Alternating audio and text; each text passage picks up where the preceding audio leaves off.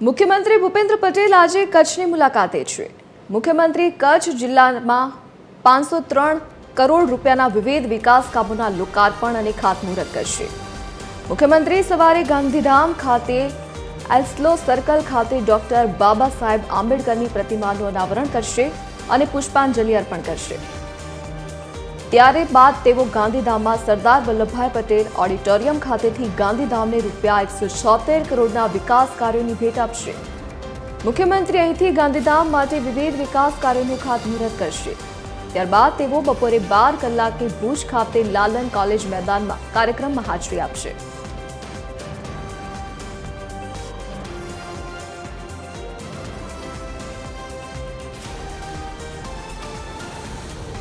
વધુ વિગતો સાથે associate editor Sonal Anadkat phone line પર જોડાઈ ગયા છે। જી સોનલ, આજે સીએમના શું કાર્યક્રમ રહેવાના છે? જી, મુખ્યમંત્રી ભૂપેન્દ્ર પટેલ આજે કચ્છની મુલાકાતે છે અને આજે કચ્છ જતા પહેલા ગઈકાલે જ તેમણે ટ્વીટ કરી અને એ વાતનો આનંદ વ્યક્ત કર્યો હતો કે તેઓ આજે 500 કરોડથી વધુના જે વિકાસ કાર્યો છે તેની ભેટ કચ્છને આપવા જઈ રહ્યા છે અને તે અંતર્ગત આજે કચ્છમાં તેમના વિવિધ કાર્યક્રમો પણ આયોજિત થયા છે। મહત્વનું છે કે સૌથી પહેલા તેઓ બાબા સાહેબ આંબેડકરની જે પ્રતિમા છે તેનું અનાવરણ અને પુષ્પાંજલિ કરવાના છે ગાંધીધામ ખાતે।